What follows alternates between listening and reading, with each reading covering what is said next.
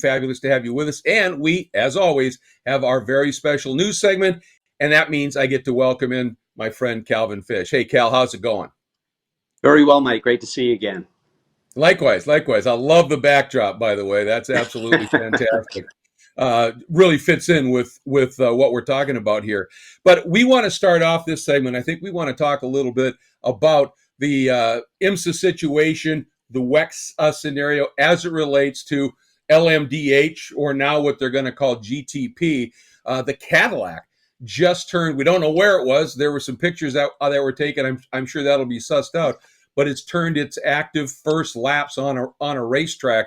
Exciting news when we look ahead to what's happening and what will be GTP in 23. Well, it's very exciting, Greg, and it's go time, right? We're less than 200 days away, I think, from the Rolex 24. So for these teams to get the R&D done, get the track time under their belts and be ready for that very important opening to the 2023 season is going to be imperative. So we know that Porsche has been out since early in the year. They got over 6,000 K of testing done with that car. We understand there have been a few teething issues with the hybrid systems. There's been some supply issues, as you could certainly expect with the COVID situation and the global supply issues that we've been going through. But I understand that a lot of the manufacturers involved in that melting pot right now are collaborating to really identify some of the issues they're seeing on the dyno runs, some of the on-track testing that Porsche have done. So they're trying to really ramp up and accelerate this testing program. But excellent to see Earl Bamber out behind the wheel of that Cadillac LMDH car. I understand it's at Putnam Park, certainly home to Chip Ganassi Racing there in Indianapolis. And I also understand that Ricky Taylor's over in Europe for a couple of weeks now doing testing with the Acura chassis before they then move that to North American soil a little bit later this month. And that makes sense, doesn't it, to have the manufacturers, since it's a spec hybrid unit, obviously they're not going to pass on any data that relates to their chassis, their car, but to help lock in the performance of that hybrid unit, it makes sense to have them work together, share that data. It's so important because it's risky, right? If you think about it, 6 months' time, we're on track for the race weekend. So we need it to be a success. Everyone needs it to be a success. And I think the manufacturers recognize that. Porsche don't want to be the only team that can get to the 24-hour finish line. They need everyone to be in there and make it a competitive environment, invite and entice other manufacturers to join the party. So next year we have BMW, we have Cadillac, we have Acura, we have Porsche, and then Lamborghini are going to be doing their R&D through 2023 with the hope of embracing them here in the U.S. competition for 2024. So very exciting times. Then we've got the whole blending between hypercar and some of these teams going over to Europe and competing in WEC, and certainly the Le Mans 24-hour race. Penske are going to be doing it with a Porsche for next year even. So very exciting times. A lot to sort out. I think the balance of performance, as we call it, in terms of getting those hypercars and the LMDH cars to coexist on the racetrack. I think where they're going to create their lap time may be quite different. The hypercars have four-wheel drive systems, so if you have any inclement weather, how do you balance all of that? So a lot of these mathematical problems have got to be sorted out by a lot more clever guys than you and I, but they'll get it right. It's certainly going to be great times. Well, the interesting thing to me, too, is that Porsche has, once again, you just mentioned it, when they decide to do a program, they jump in, full commitment, and they always seem to come out of the box massively well tested relative to everybody else. But that's just part of their DNA, isn't it?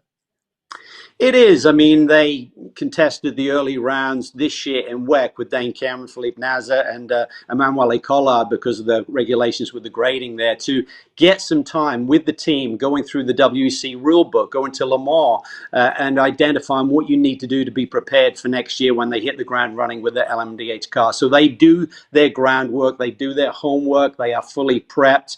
They've got a base over in Germany, they've got a base here, obviously, in Mooresville, and they're going to be ready to go. I mean, I think of all of the teams, when you think about Penske and you think about Porsche, so much success over the years, they'd have to be the favorites going in, but we certainly understand there's some super teams with Chip Ganassi Racing, Meyer Shank Racing, you've got Wayne Taylor Racing. These are top-notch teams that have performed at the utmost highest level in prototype racing for many years, so it's going to be tremendous competition next season.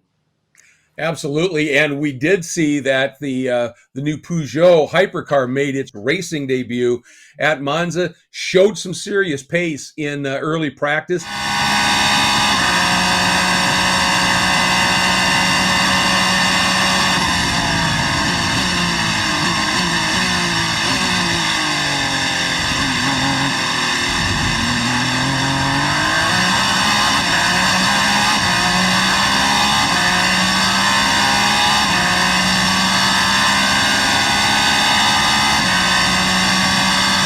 wasn't quite there in qualifying, struggles in the race. But that is one futuristic, novel approach. No rear wing on that thing, all done through underbody aero. Pretty impressive. It's really cool, isn't it? I think, I think the LMDH cars kind of take a similar vein. I mean, yes, you put your styling cues on there, but they're kind of in that template. I think with the hypercar regulations, it certainly allows someone like Peugeot to go out on a limb a little bit with their design philosophy there. And they obviously struggled with it. They anticipated running the full season, right? So they had to abandon that project and just wait until they were ready to go on track and be competitive. And they certainly had a very strong, I'm sure they'd like to be a little bit quicker, but right now, very strong. They're in the mix, let's put it that way, on their debut at Monza last weekend. Yeah, impressive to come out. And when you think about Peugeot in prototype racing, they've got a pretty good history there. I'm sure they're going to get on top of it by the start of things next year. Let's switch gears a little bit and talk about, I mentioned Monza. And there was a significant incident by one of the Aston Martin racing Vantages when one of the drivers collected one of those sausage curbs and it flipped him over. Yeah. Oh, but that's a big one. Oh, it's a huge crash. That's Christian Reed. Oh, no, it's not. That's 33. That's Henrik Chavez. That's Henrique Chavez. What's happened there? Right, that is exiting the Rogia. I think he's spun the car and got launched over the sausage curb. Agreed. I've seen some single-seated. Yeah, so watch it. There we go. Oh, big impact. That's why I don't like these sausage curbs here. The cars are travelling too fast to go sideways. And we're starting to see this an awful lot with these really sort of abrupt curbs that are really creating some issues. And you think about that young lady that had that huge Sophia Floch, who had that huge shunt in F3 at Macau. That wasn't necessarily a sausage curb, but it was an abrupt curb. Do things need to change there? Because this seems to be happening a lot lately.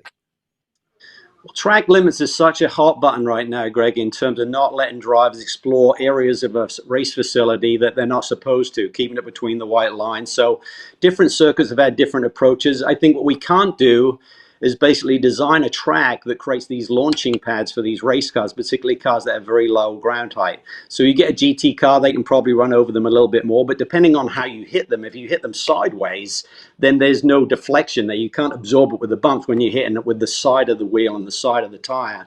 So that's an issue, but I think we just have to learn. I mean, I think all of the circuits have to learn. I've always been a big proponent of not only just the curbs and the racing surface itself, but if we reflect to two of my favorite venues here in North America, think about Mid-Ohio.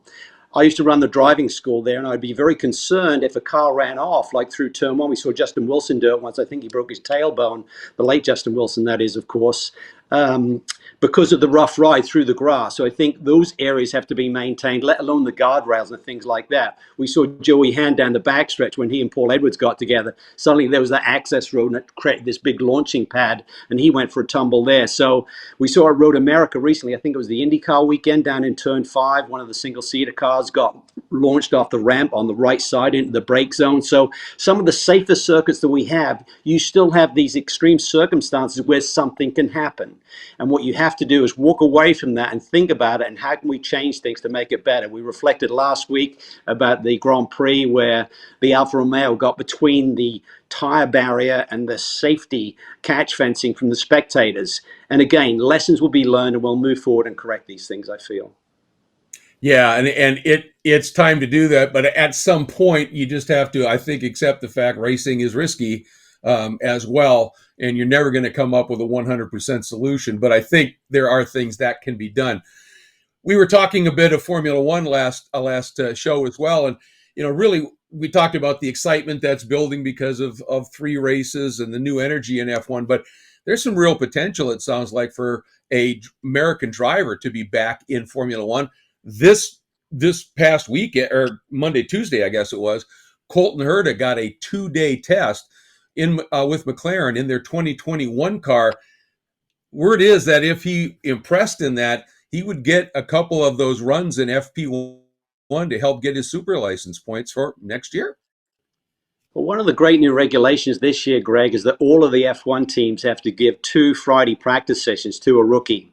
So I think teams are evaluating who may be a potential candidate for a race seat, whether it's next year or the year after. Ricciardo, as we know, has really struggled this year, and I'm a big Danny Rick fan, but for some reason it's not quite gelling. Is that the car's not that good, and Lando Norris is just a mega star? Putting Danny in the shade, but whether he sits around for next year or not, I think Zach Brown is certainly trying to create some safety nets there in terms of who he may fill that seat with if he does select to make a change there for the McLaren team.